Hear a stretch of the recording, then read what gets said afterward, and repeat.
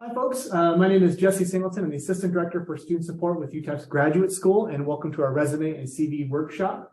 Hello to our folks joining us online and our folks who are in the room joining us today. Just a couple of things as we go through. If you're online, if you post any questions in the chat, I'll be trying to do my best to keep an eye on that as we go through. And then we also have one person who is assisting us, Edgar Monroy, who's my graduate assistant. He is also helping me out by staffing the digital space.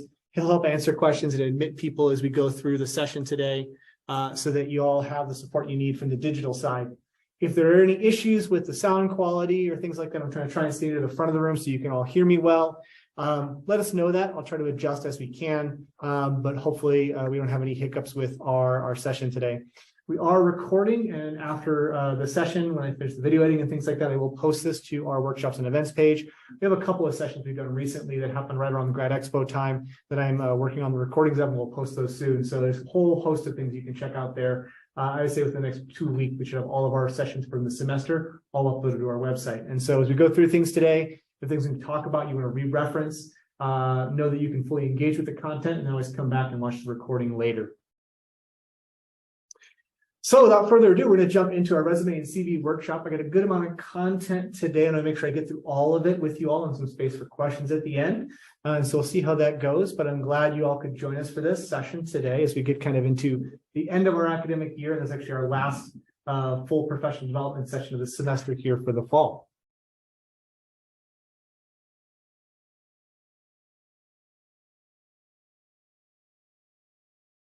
So as we're talking about resumes and CVs, it's important we kind of have a distinction about what those two things are, knowing that it's also a bit tied to region and culture, right? So in the United States, it's defined a little differently than where it is elsewhere. So if you're joining us as an international student, these terms may mean something a bit different in your home country. Come on in. But for our purposes, this is how we're defining them today.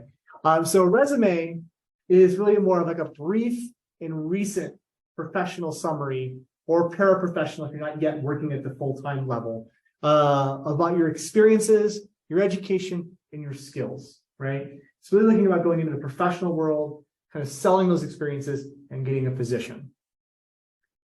A CV or a curriculum vitae is a comprehensive accounting of your academic and professional accomplishments, more of an academic document, right?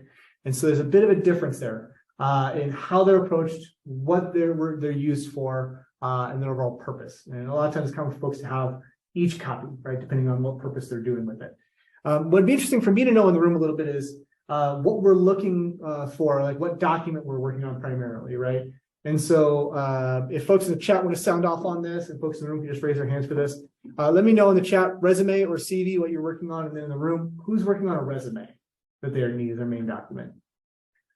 And then folks working on CVs, it's about 50-50. Okay. Got a couple of resume, both. So Katie, we're working on both. Good. We're going to work on, we're talking about both documents today. Both are useful to you. I encourage you to actually work on both documents. One can inform the other and make them both stronger. I will tell you, full disclosure, my expertise and where I am stronger is going to be in resume writing as a working professional, and I'm not necessarily an academic.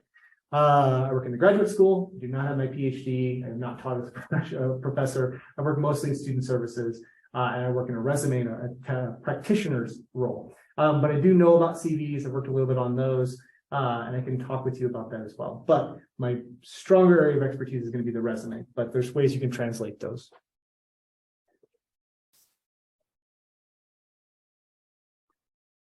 So, give us some really broad definitions, but what is the difference, the heart of the matter, what makes them unique documents? Because when you look at them paper to paper, they may feel very similar from a formatting perspective, but they have very different aims, right? And so main differences you're going to see is length. Resume is typically going to be a shorter document. This is not always the case. Nothing is an ironclad rule, but typically a resume is a shorter document, depending on length of experience. The style is going to be a bit different in how you approach that. There's a little bit more flexibility in a resume than what you may see in a CV, and there's a little more specialization in a resume. And the overall purpose. What are you applying for when you submit a CV versus a resume, right? The resume you're submitting, you're looking for a professional position. A CV is typically for an academic position, postdoc, or along with a position you're currently studying as a PhD student or something, or looking for like a TA position. They may ask for a CV, or it's part of your documents you submit to your program and mentor for review to show your progress.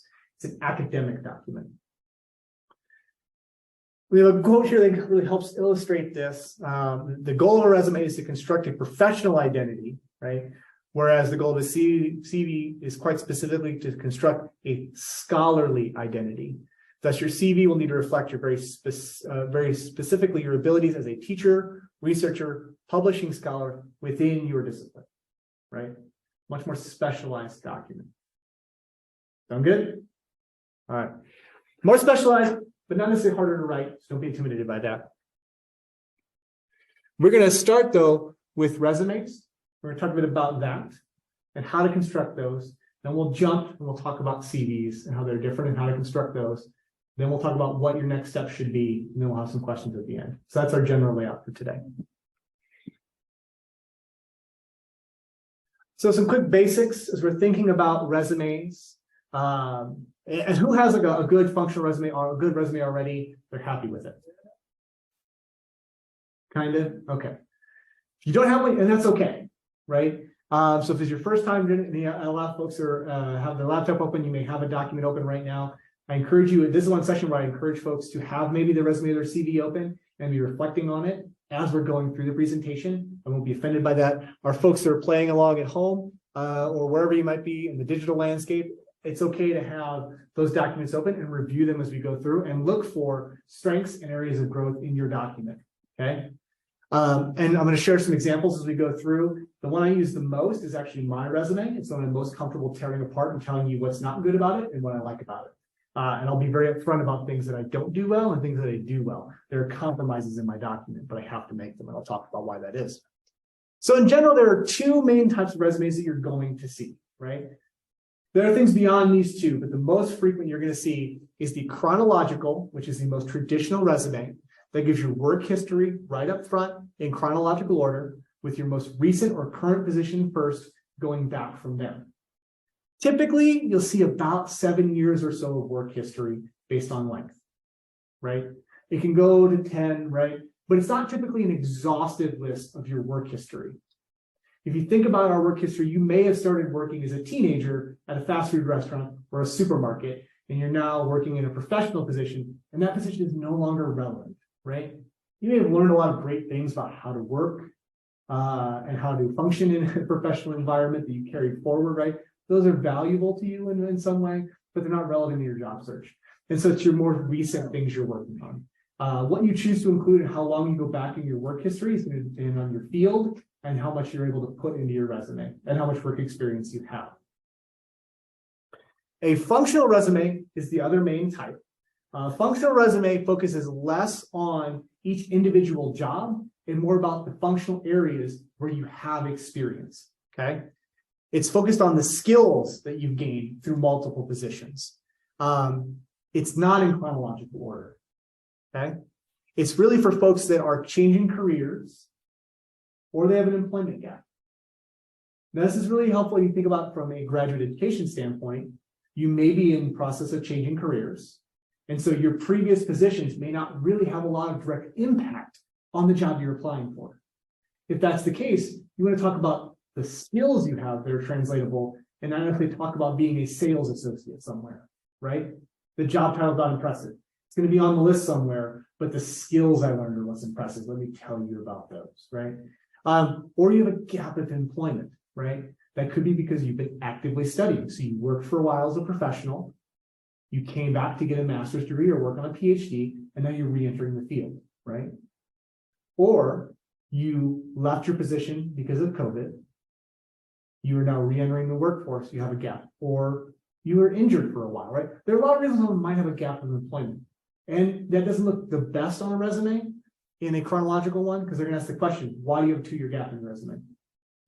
So the way that you can best explain that is with a functional resume. And I'll show you visually what these both look like as we get deeper in the presentation. Overall, what you'll include in a resume is going to be your contact information in the header. Very important. It's kind of a non-negotiable. You need to know who you are and how they can get a hold of you.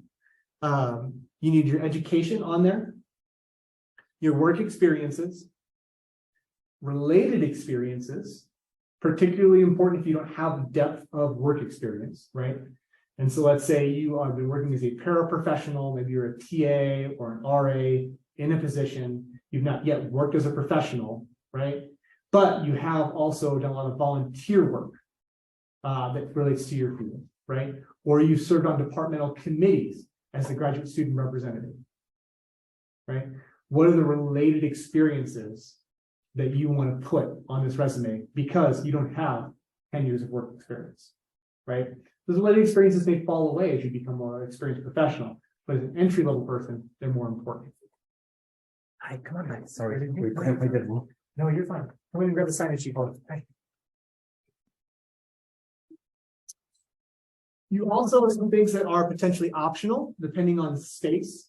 And again, when we start getting into resumes, what I always like to think about is your resume is a fight for space, right? How am I effectively using every square centimeter of that document to get me the interview, right? Because the resume only gets you the interview. Beyond that, you have to do the work to get the job. Resume doesn't get you the job, gets you the interview. How are you using every square centimeter of that? And so, depending on your experience and the breadth of content you have, you may include your accomplishments and honors, or it may come off as you have too much experience. Your organizational affiliations may be important based on the job description, it may not. And then an objective. You see this a lot when you look at like a template or an example of a resume. They have the objective at the top, right? I like to think of the objective as the really truly entry-level person's section of a resume, right? Because once you have some experience and you're fighting to find how you can fit all the information you need on your resume, and you're trying to find things to cut, the first thing I cut is the objective.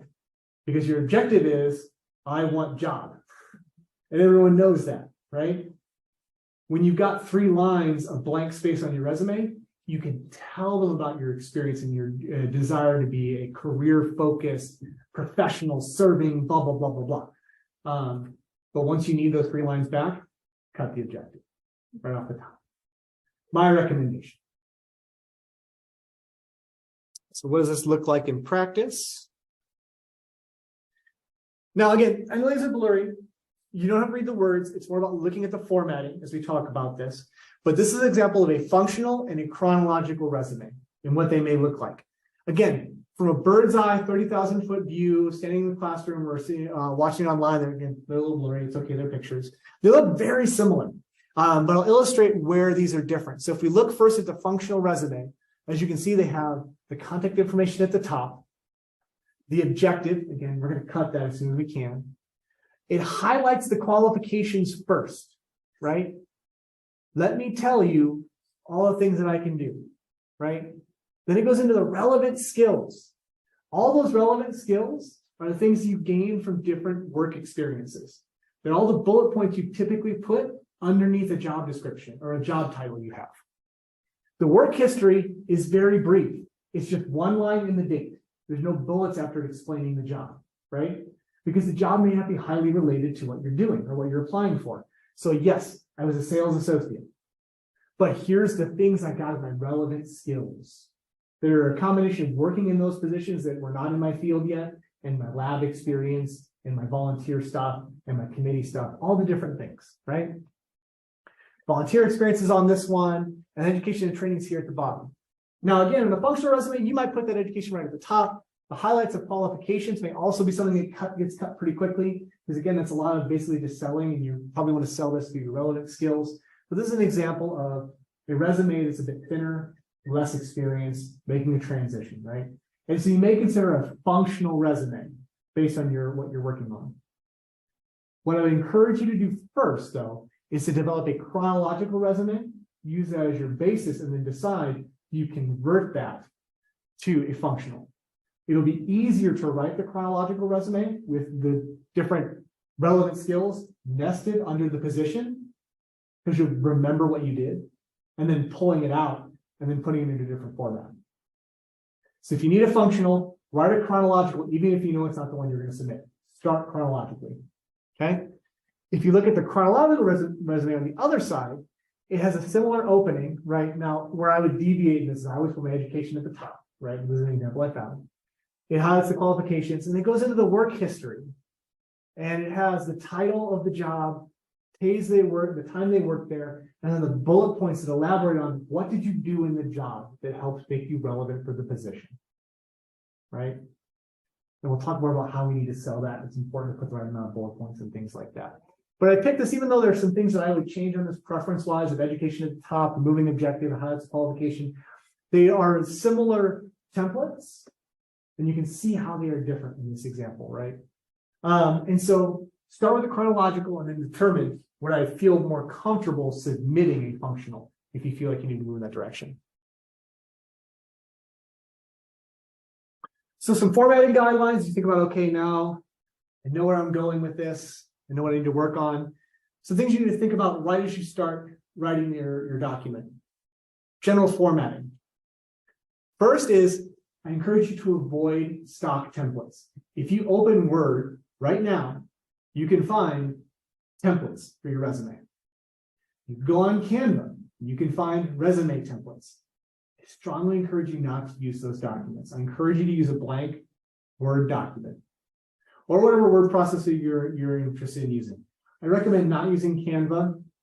I'm getting a little bit too cutesy, is the best way to describe that, with the formatting, right? The reason I recommend avoiding stock templates, and I kind of hammer on this, is that when you open that Word document and it has the templates and the pre-formatted outline, it's going to be very, very rigid. Usually each section is like actually a drop down, and if you click on it, it disappears and things like that. It's hard to adjust the formatting. It's hard to make it work for you. And it's really easy to spot from a mile away who's using a template and who created their own document, right? It's okay to get a template from someone else. What I will tell you is that my resume is based off of originally my supervisor's resume when I was an undergrad. I was like, I'm going to graduate. I'm a senior. I don't have a resume. Please help. And she's like, the best way I can help you is give you a copy of my resume, let you work on one, and then come back and talk to me. And she said, I got my template of my resume from my supervisor 10 years ago. And that's how I built it. And then from there, as I moved on from now, and I got a lengthier resume, I started reviewing resumes through search and screen processes. I saw things that I liked, and I kind of pulled in some formatting pieces. I had a colleague that I really liked how he put together his contact information at the top to save space and make it look really professional, like a letterhead. And so I had him show me how he did that. And I put that together. And so it's okay to ask him, maybe from a mentor or a supervisor, hey, this is an example. You can use this as your starting point to Genesis your template, right? But just avoid going into Word and saying resume template. That's going to be really inflexible. But it's okay to maybe look online and find an example, a picture of something you like, and recreate that in Word. That's going to give you more flexibility to make it work for you. You want to stick to your standard serifed or sans serif fonts. If you don't know what a serif or a sans serif is, serifs are the little extra pieces on like the T in Times, right? Helps you figure out whether it's a T or not, or more commonly an L or an I. In a sans serif font, they look exactly the same. So if you didn't know that before, fun fact, the serifs are little extra wings on a printed font. I prefer Times New Roman because I'm old, and that used to be the stock. You had to submit everything in Times New Roman. Now, when you open up Word, it automatically goes to Calibri, which is the sans serif font. But pick what you are comfortable with and stick to standardized fonts. Times New Roman, Cambria, Calibri, Arial in general. You want to avoid getting a font that is hard to read. And so if you go a little bit too far out of the norm for a font, again, you're only maybe getting 30 seconds of a review of the resume sometimes. So make sure it's easily identifiable and readable. That's why I recommend the serif fonts as your main font choice, because it's easy to identify all the letters, right? In the sans serif font, a lowercase L and a capital I are exactly the same. And so context clues will sometimes give it away, but you don't want to rely on context clues. You want everything very clear. That's my old person mantra on that.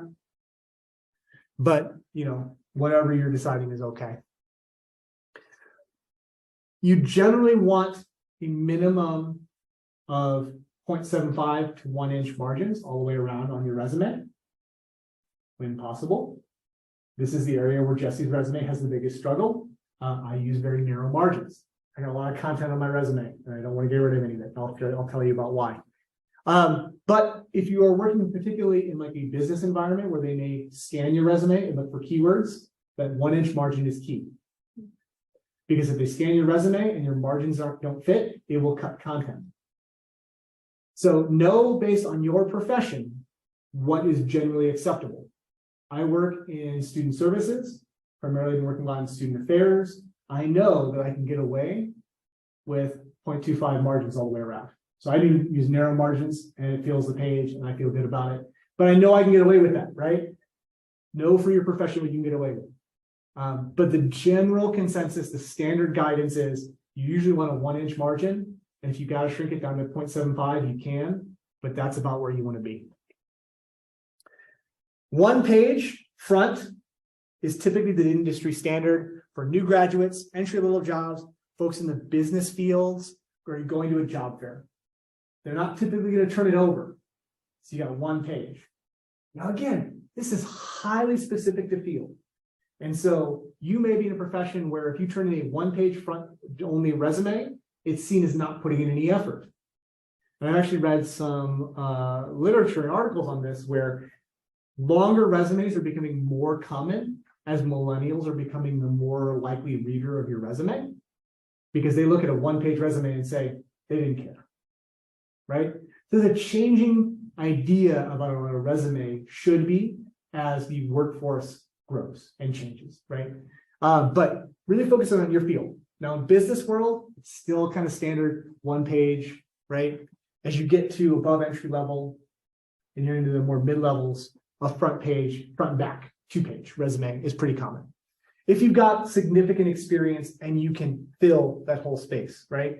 So social services, healthcare fields, student affairs, things like that, the soft skill area of soft skill professions are typically going to allow about a 2 page resume front and back. You want to basically take all the tips and tricks, all of the tools in your formatting toolbox, and you want to throw them at the resume in ways that make sense and are consistent, right? You can bold items in your resume. Whatever you bold, make sure you consistently bold just that thing. And I'll show you what it looks like here when we get to an example.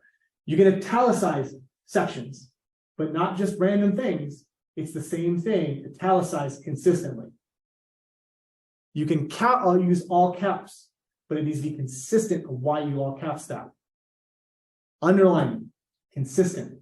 These are all of the tools we have to format, to highlight information so it jumps off the page. As long as you use it consistently, all of it's on the table and is okay. I'm going to jump back because I forgot to mention this on the fonts. You can typically use up to 2 fonts, but it's very specific how you do that. Your name can be 1 font, and the resume can be a different font. Or your headings can be 1 font, and the content can be a second font. Typically, this is 1 serif and 1 sans serif font. So if you're like, Times New Roman, I don't like the way it looks, I'm going to do my name in Arial so it stands out, but the rest of the resume is in Times New Roman is appropriate. Does that make sense? So again, using our tools in our toolbox. Make sure you have action verbs that start at every bullet point where you're describing a skill, so you give that experience weight. And make sure you really tell me about what you're doing when you write it, right?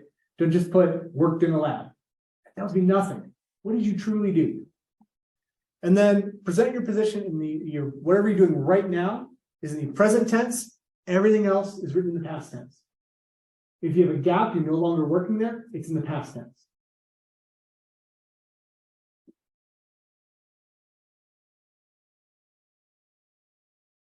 So this is an example. As I said, I prefer to use my resume. This is the front page of my resume that I've updated, and I've kind of cut apart for you here. And so as you can see, I've got my header at the top. I'm all about saving space, because I don't have enough space in my resume. And so I use a short stacked header with my contact information at the top. That's my grad school contact information. So if you need it, it's right there. My education is up there. Notice I don't have my GPA on there. I don't have my GPA on there because it's no longer relevant. I've already been working professional for a while. Nobody cares what my GPA was. Sorry. When you're first graduating, that's when you can put it on there, right? Be proud of it. Once you've kind of advanced a little bit, it's not about what do your grades say about your ability to be successful. It's about what have you done in the profession, right? Did I get a 4.0 in my master's program? I sure did. Am I excited about it? Yes. Does it matter anymore? No. But that's where that goes. I jump right into my experience. As you can see, I have my current job there as Assistant Director of Student Support at the graduate school. Got about 7 bullet points describing that. I've highlighted where I'm using action words at the beginning of every sentence. Okay. Notice that all of my lines go to at least middle of the page. If I'm using 2 lines, or they fill the page. The only one I need to work on is my first one, where it's not quite there. Right? My general advice is, again, I'm fighting for space. If I have to make a bullet point go to 2 lines, it needs to at least fill half that line, or I need to start cutting down words so it's only 1 line long. I haven't edited down the first one because I managed to get it all onto 3 pages, so I'm good. As you can see, I've used Times New Roman font consistently. I don't like using 2 fonts. That's just me. You can. I've bolded sections or headings and job titles. So my education, my work experience, my job titles are all bolded. I have line breaks differentiating sections. See my education, my student affairs experience. As you get on my second page, I've got committee work, collateral experiences, conferences, and presentations. They're all marked off with a line break, so they're easy to see. I all caps the universities that granted me degrees. You can see there, Purdue University, and the degree I have. And then University of Wisconsin-Milwaukee, my degree institutions. Those are my only all caps on the entire resume. And then italics for places where I've worked, right? UT El Paso is in italics. You can really easily identify if you do a quick scan of my resume, you can easily find information. It all breaks up and jumps off the page.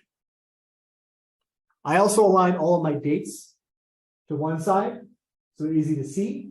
And if you notice there's that line that drops down the side of my page, I'm very meticulous about making sure all of my dates line up. In front of some of those dates, there's like a size 5 font space to make it just touch that line. Because if it doesn't do that, you can just barely see this waiver as there's different sizes in the character, right? And I hate that. I want it to all line up. Because when you put my resume next to someone who hasn't done that, it becomes really, really obvious. And it shows my attention to detail, right? So from an employer standpoint, it looks really polished, right? That's what I like about my resume. What I don't like about my resume is I have very narrow margins and it's 3 pages long. It used to be 2 pages, and then I moved to an assistant director level. I started adding a bunch of committee experiences and things like that. They're all relevant to the job that I'm applying for. And so I felt like I could get away with 3 pages. Now I know within my profession, I can do that, right? Play to your profession. I can't really go much longer. I can't go any longer than where I'm currently at though. So I hit my limit. If I want to go any longer, I need to write a CV at this point. Questions about this? Kind of makes sense? Yes. Can you shorten the months? For example, if October is pretty large, can you just write 3 letters like OCT? Yes, you can. Yes, you can use abbreviation. So, but you want to be consistent about that. So let's say you go through and you're like, in your wordsmithing, right? So a good example is first thing I do when I'm reviewing someone's resume is I start going after the formatting before I even look at content, right? And so if I was reviewing my own resume, I would take this first line here, which says co-develop and implement, and be like, we have structured year-long programmatic efforts. You need to either add to that sentence or you need to cut 4 words from that sentence. How do you do that, right? Now, abbreviating months could be something you could do to help shorten things, but you're going to be consistent as you do that across, right? Same thing with using numbers, right? And later section of my resume, there are different sections where I have used numbers to indicate like the range of my scope. And because of the space they would take up, they're all numerical versus written out, right? when I have been in charge of 4,000 students across 12 complexes. So I had to be consistent.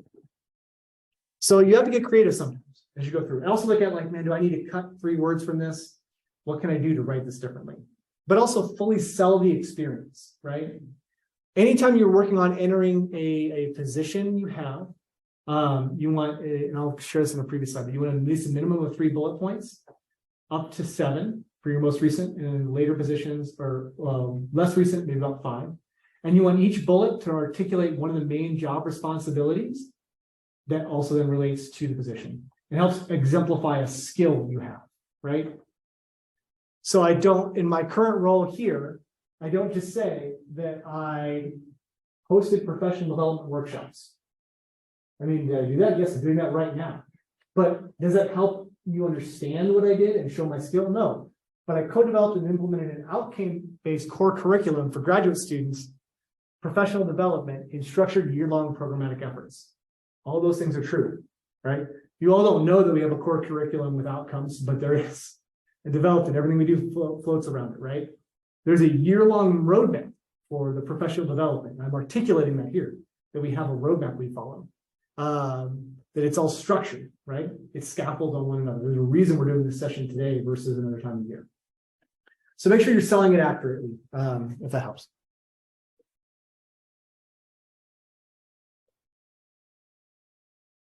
So once you've figured out what sections you need, you started writing out your resume. Now start looking at, okay, how does this actually fit on the page and what do I need to amend, right? What I recommend is starting with the 4-quadrant test. This is a good way to understand the visual impact of your resume. And I spent a lot of time talking about the visual impact of your resume because, again, as a screener, they may not give you a resume a lot of time. And so if the formatting doesn't look good, if it looks messy, if it looks like there's a lot of empty space, not utilized well, or the important content isn't in the most important quadrant, they may not spend enough time paying attention to it to get you the interview. So the visual impact and how they read it is vital for the resume. So the 4-quadrant test will help you measure visual impact and readability. Typically, we're going to read things from left to right, top to bottom. And so you want your content to be balanced, and you want to make sure that the most important content is up top. You also want to make sure that the white space is balanced across the resume. So I'm going to show this is actually an older version of resume because I didn't want to take new pictures, but it illustrates well. This is when I had a 2-page resume front and back. And this is the 4-quadrant test applied to that resume directly. Okay. The most important quadrant is quadrant 1. You're going to start reading at the top from the left. That's when you're paying the most attention. Then you go across to quadrant 2. And then to 3, and then to 4. So the most important content in my resume is at the very top half of my resume. What degrees do I have? And what is my most current position? All fits. Basically in quadrant 1 and 2. So if you label out your resume and your most important things that sell you for the job are in quadrant 3 and 4, you need to flip it. If most of your content is in the top half here, and then you have 1, and you have a bunch of less important stuff filling up the bottom half of quadrant 1, can you reorganize that? Do you need more content in quadrant 1? Dates and things like my less recent positions are near the bottom. You go to my second page, right?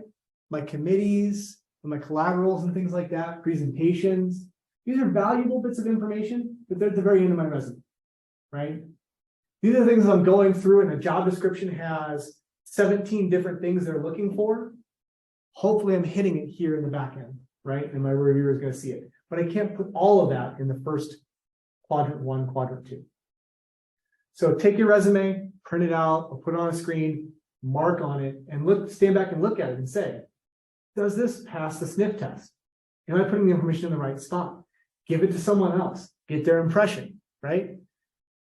My resume, really balanced left to right, putting all of the dates and things to one side and having them line up perfectly balances the white space, right? I visually like it. You might look at it and be like, I dislike that. That's okay. You don't have to like it. But you want to be happy with your product. So when you write your resume, put it across the test and say, do I like the way this looks? Does this make sense? Simple test to apply.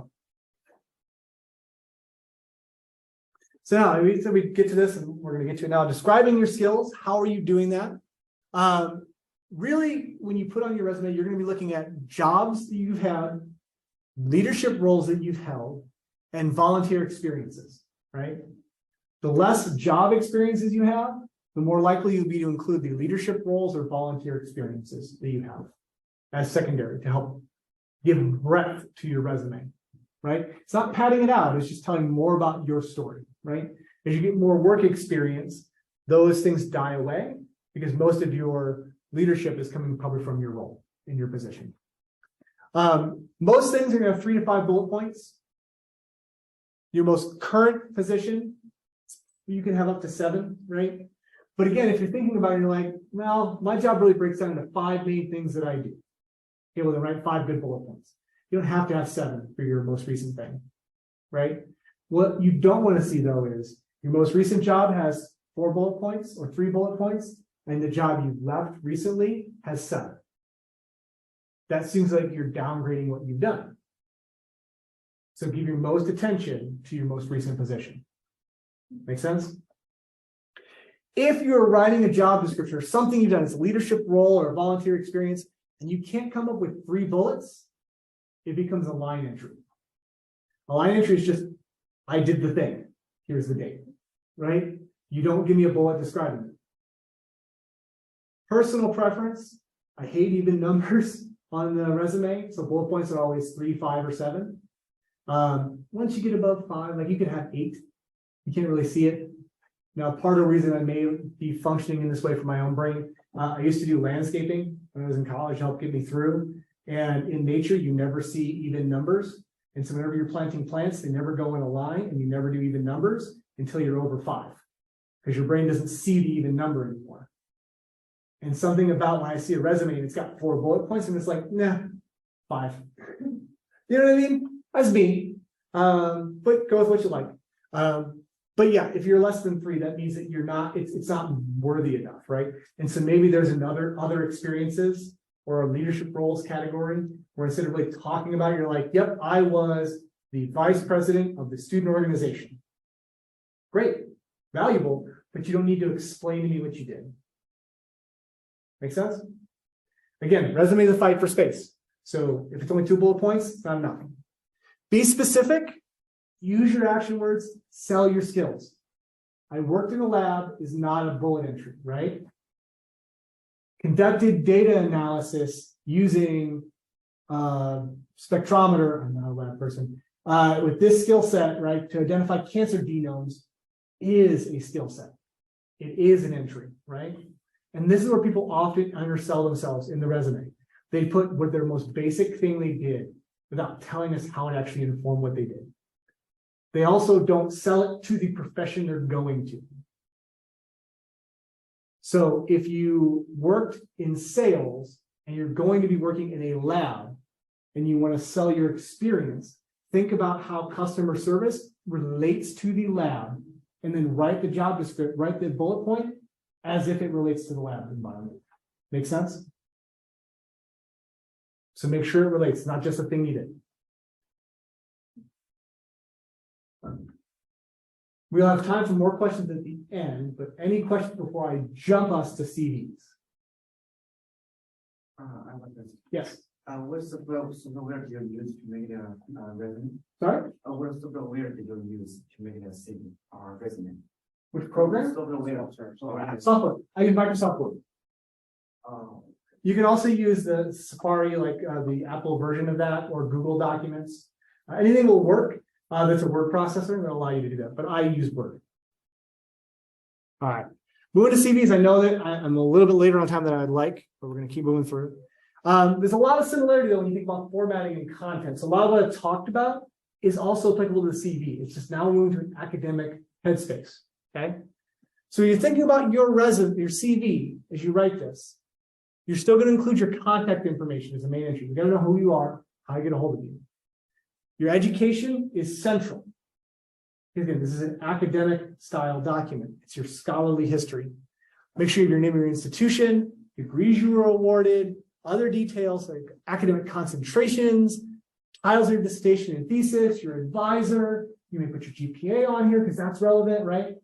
You are selling a lot more of your academic experience. It's a much broader entry than on your resume where it's just saying, I get to this school, I got this degree, I meet your minimum qualification, right? You're telling a story because you're an academic. Any conferences, publications, patents, all need to be on there. Awards and grants that you've received, again, very prestigious, you want to include those. A section for your skills and your interests.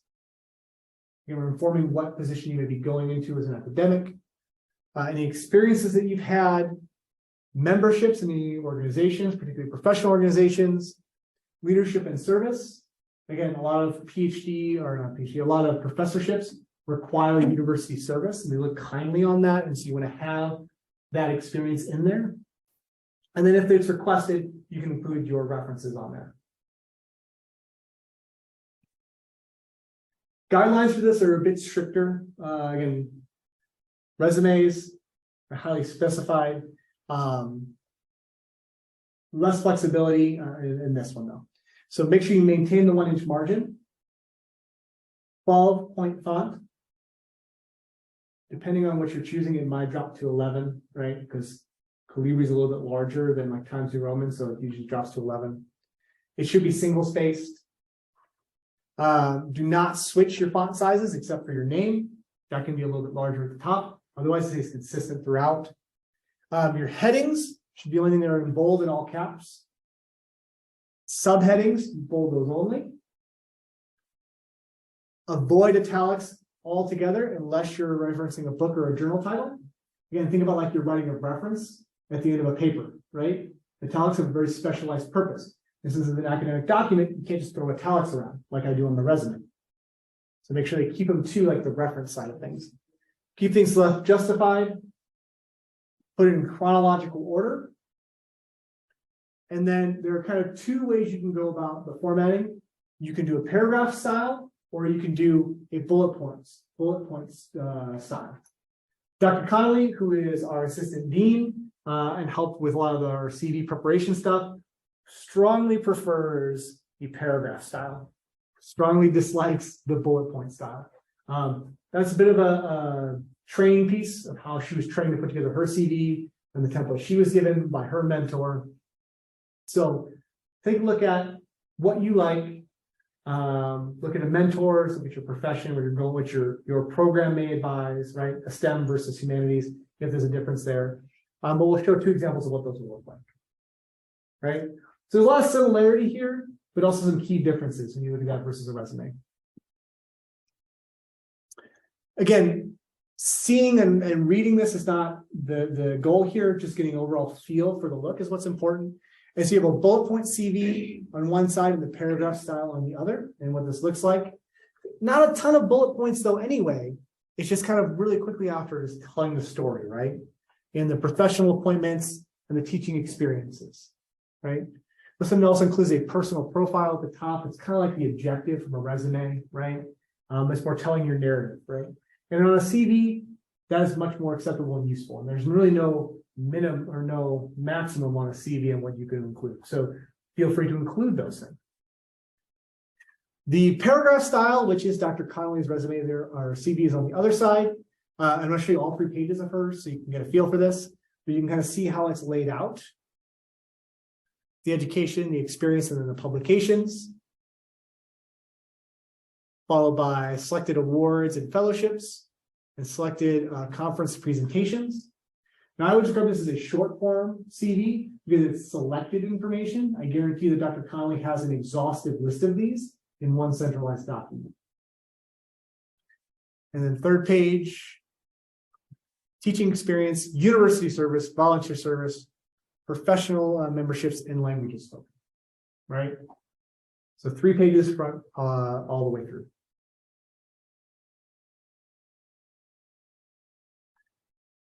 So when you're putting that together and you're translating, kind of moving from a CV to a resume, right?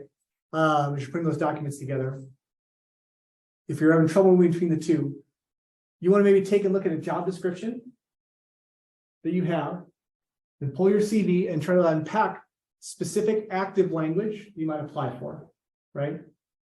If you're going other direction with a resume to a CV, you want to maybe lay out a description of a professor position and see what's missing from the resume. What are you not telling about your scholarly journey in that resume that you need to add, right? Publications is probably one, right? University service, lists of things like that. More in-depth information about your thesis would not be on a resume. And so those are going the other direction from resume to CV. Going CV to resume, consider new ways of framing the experience. Again, you're looking to sell yourself a bit more, moving from the academic to the professional world. So it's a bit more action-oriented in what you're doing. If you're going from a resume to a CV, again, think about how does this fit in a classroom or a research environment, right? And so if all of your action words are really about, highly tailored to a specific position, how are you then going to relate that to the academic environment, which is fundamentally different? And then if you are again moving from CV to a resume, look at your dissertation or your thesis, and then how are you going to think about how you describe that from a functional standpoint for the content? How are you showing the skills you developed through that research? And how are you including that in your resume? Right? So did you conduct a certain number of interviews? Did you analyze archival documents? Did you gain specific training in a laboratory setting through the dissertation? All those are relevant skills you want to put into that resume, right? If you're going other direction, you don't pull these things out in the resume and you translate it back into a CV. Again, you're nesting all those experiences under that thesis title, and then kind of a more paragraph explaining the work that you did and the impact they had on you as a professional or as an academic. Does that make sense? Now, in general, you don't have the same page length issue and the spike for space that you have in a CV versus a resume. You may come up with, again, a shorter version that's more targeted to a specific position, but it's good to have just one running document. I can tell you that when I've been in institutions that were conducting presidential searches, a lot of times they'll send out the CVs of all the candidates to the campus to review or kind of know who's coming to apply when they do like a town hall. I remember, this is when I worked in Milwaukee, one of the presidential candidates had a 102-page CV. It just kept going. Do I feel like he should have sent us a 102-page CV? No, I do not, because no one was looking at it. But can he have 100? He made it all the way to campus. He didn't get the job, but I don't think it was the CV that did it. The CV obviously got him all the way through the interview process, the interviews in a presidential level search of a R1, D1 research institution. So clearly he had the bona fides, and the CV was part of that, right?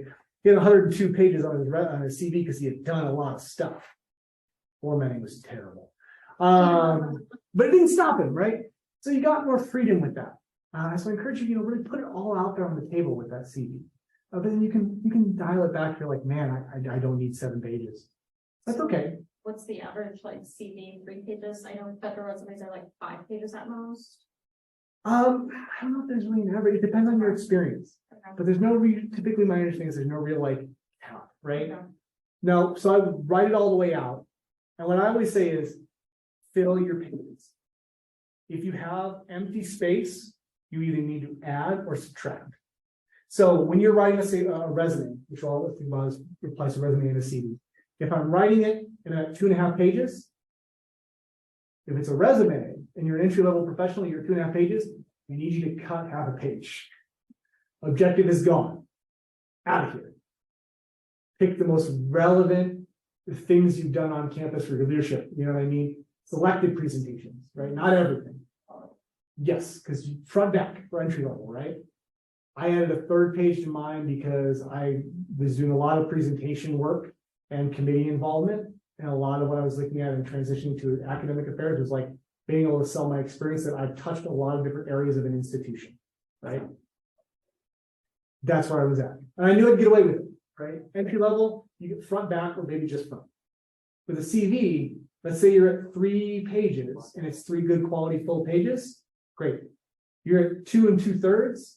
I need you to find something to fill up that last third of the page. Because empty space is what is a killer. It looks like you've lacked the effort, you haven't polished your document, right?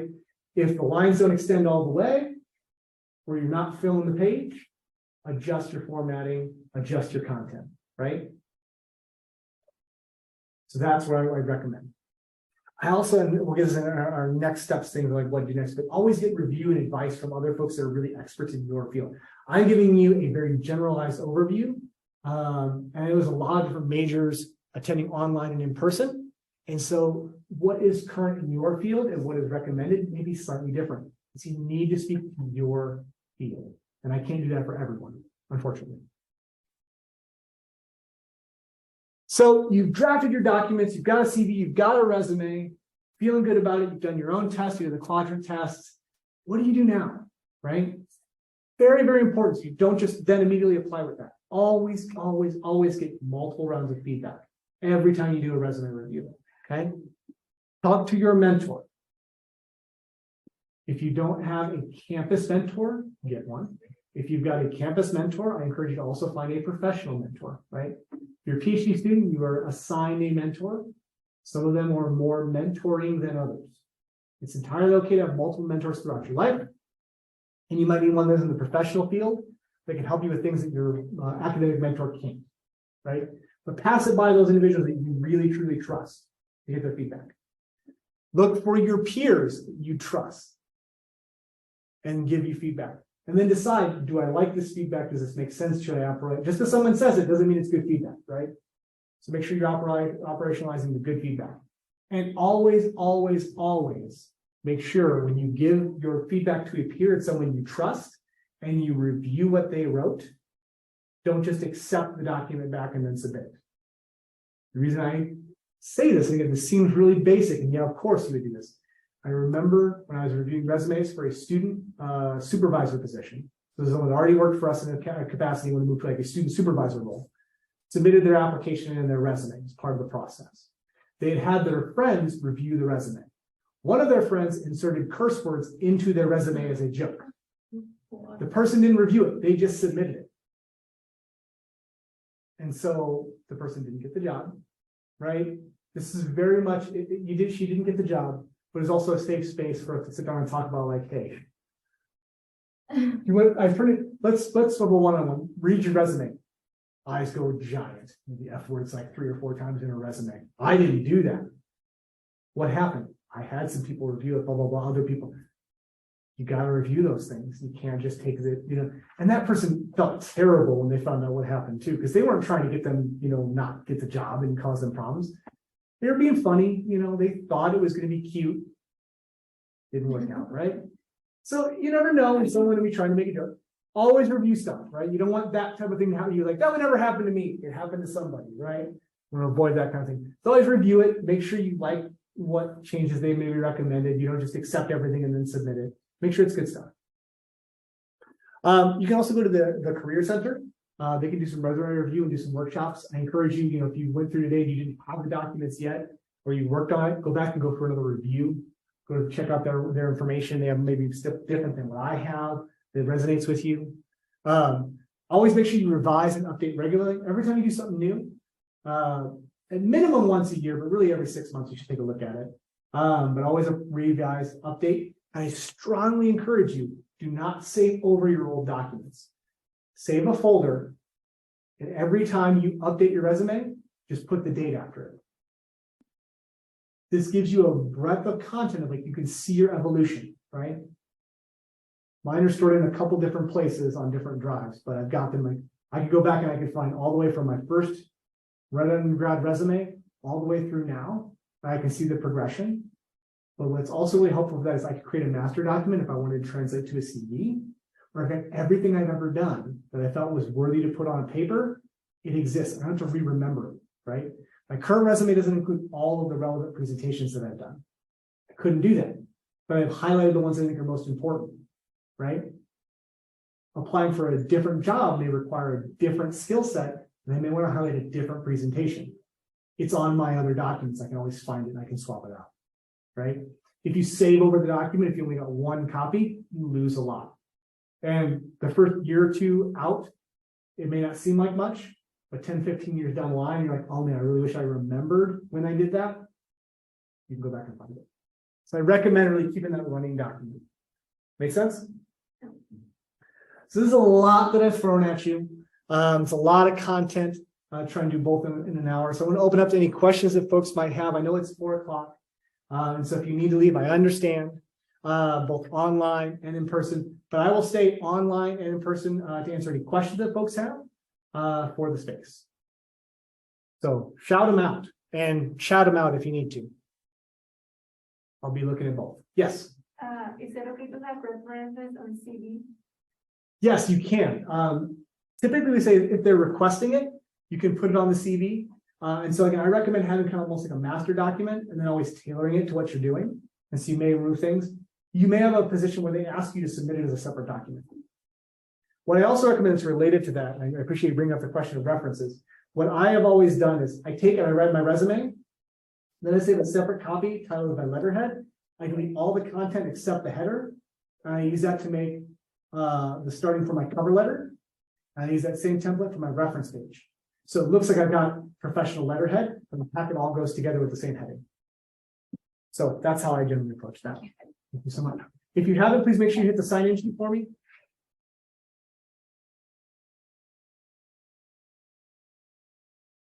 The question online, main objective or objective statements are not really needed in a resume. Correct. Yes, I would agree. One of the first things you cut from a resume would be the objective statement. Once you are really kind of trying to distill down to make sure you have the amount of space you need, right?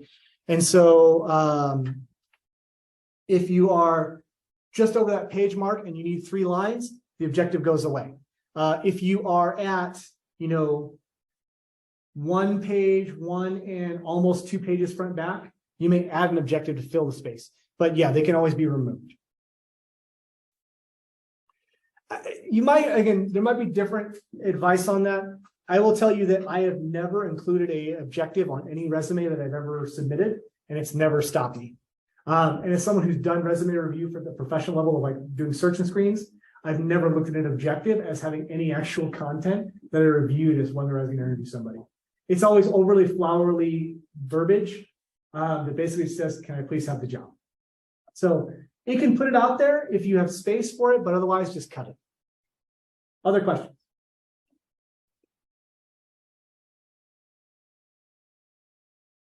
Yes. Citations on CV. For instance, if we have a publication, do we have to follow a specific format?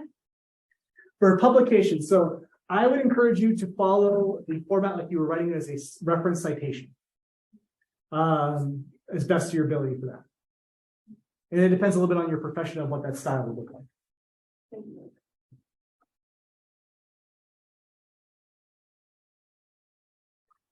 Question here, if I had multiple jobs, what is the year cap to not add the resume? 5+ years. In general, you're looking at 5 to 10 years, depending on the breadth of content on what you're looking at. So if I'm applying for a job that it asks for 5 to 10 years experience, I'm probably going to include 10 years of experience on my resume. If it's an entry-level one, you can go back about 5 years. But again, it starts at that point to really look at how much space do you need to include and the relevance of the position. But I would say anything more than 10 years, 7 to 10 years, you don't really need. You start cutting those off because they're less relevant for a resume. But again, save that document with all those entries because it may be useful later. So don't just delete that and forget that you did that job. Other questions? Jesse, can I add something? You sure can. Okay. I don't know if in the room can hear me, but we can hear you. I had the chance to be with the hiring managers many times previously, and something that I learned, and probably it's good for all of us when we're building our resumes. Also, we can always adapt it to the job description. When you look for a job and it shows you what they're really looking for, and that's not showing on your resume or it's in the bottom of your resume, a bullet point, just put it on the top, those things that are they're asking for. So that will give you a little bit of, it will help you and will help whoever is reviewing your resume to see that you have what they're looking for. Absolutely. That's a really good point, Edgar, and I very much agree with that. And Edgar actually has a lot of really great professional experience working with a mining company in an HR type role. And so I think a lot of great perspective on this. But yeah, you definitely want to tailor your cover letter and your resume or your CV to what you're applying for, right? If you read through the job description and it's got, again, 17 different job responsibilities and you're not hitting those in your resume, adjust the bullet points, location, or how you're describing something so it fits the job. Whole separate session on cover letters, right? And how you're adding breadth to your experience and explanation in the cover letter. But yeah, tailor things. It shouldn't just be the same cover letter and resume. Everyone gets the same copy because every job is different. And again, much like Edgar's experience, when I've done search screens and I've gotten those very generic, like I can tell this cover letter was sent to everybody, that person usually ends up in either the no or the maybe pile, right? And so you want to make sure that you're showing your interest by tailoring your documents. Thank you, Edgar. That's a really good point. I appreciate you bringing that up. Any other questions? Yes. And for example, let's say we are changing like careers, like applying to a job completely different from what we were doing before. What type of resume would it be the better for that? So that would be a functional resume. And so we chatted about that a bit at the beginning of the presentation. And so when we do the recording, I encourage you to kind of go back and you'll be able to review that. But the functional resume has at the top where you normally have your most recent job. Instead, it has a bulleted point list of the relevant skills that you have for that job. And then at the very bottom of the resume, you have the work experience, and it's just one line that says, I worked at this job at this date. And so you don't nest the experiences underneath the job. It's all one big block. So you might have 3 or 4 jobs that are maybe similar or have relatable experiences. You all put it at the top of the functional section. So if you're a career change, it would be a functional resume. What I also encourage, and I mentioned earlier, is that if you're going to be writing a functional resume, write the chronological resume first, and then use that to create the functional. It'll be a lot easier because you can write out all the things you did and the times you did it and each job description. And then you just pull the bullet points out into one central section, look for commonality and describe it, right? And if you're working on a position and you're trying to figure out what are my 5 bullet points, I don't know what they are. For any job, you should be able to put and say, like, what are the 5 things I did on a consistent basis in that job, right? Basically figure out, like, you can look at the job description or think about what you did, right? In my current role, I do professional development programming. I run the orientation for the graduate school. I work with students in crisis. I collaborate with my teammates on group projects, right? And so I figure out these are the things that I do. Oh, and I administer our grant programs, right? Okay, well, then I need to turn those 5 things into bullet points. That's how you do that. Thank you, folks. Question, you need to add LinkedIn on a resume. If you have a well-developed LinkedIn profile, you can definitely put your LinkedIn information at the top of your resume in your contact information. Again, it depends on what you're doing. An example, if you looked at the older copies of my resume, there's actually a little box that says TPE number 383. That's because that is a job conference resume that I used. And so I put my candidate number for that job conference at the VE Placement Exchange, TPE, was 383. So if you need to find my box or you need to find me, 383, right? That's an example of something I put in my contact information as a non-standard for that resume specifically only, right? Your LinkedIn information is something like that too, where you could put it in there if you feel like that you have a well-developed profile that you want folks to go and look at, you can include that as a link or as like a name that can find you, right? Now, again, that probably requires that you have a digital version that people are going to be able to click on it versus, a static version. Things that I don't recommend including, I didn't put this on there, I usually talk about it. Please don't put your picture on your resume. More folks than you would think put their picture on their resume. It's not really useful. And in some ways, it can make human resources very uncomfortable because we really shouldn't be judging what you look like as we're judging your resume. So we don't need your headshot. So keep those things off of there, that type of stuff. I've also seen that there's some resumes that have kind of this interesting format where they include like a skill section at the bottom, like on the bottom left-hand corner with like indicator dots, almost like 5 stars. And it's like collaboration, 4 stars, word processing, 3 stars. I personally really dislike that because if you're not 5 stars and everything or like 5 dots, like why is it on there? It's very weird. It's a little video gamey. If you like it, put it on there. I recommend not putting, when you look at those things, you're like, that looks a little bit, right? Maybe don't include those things. I don't recommend that. Any other questions? These are good questions. I appreciate y'all for asking them. Yes. Can we get a sample, a drafted sample of a resume? So yeah, I recommend if you go to the Career Center website, in the document section, they have example resumes that I recommend using. Section? The Career Center, and then the resources for students, there's like a documents tab, and they've got like an example one you can use. I also recommend like going and talking to your mentor or supervisor and seeing if they're willing to share a copy of their resume.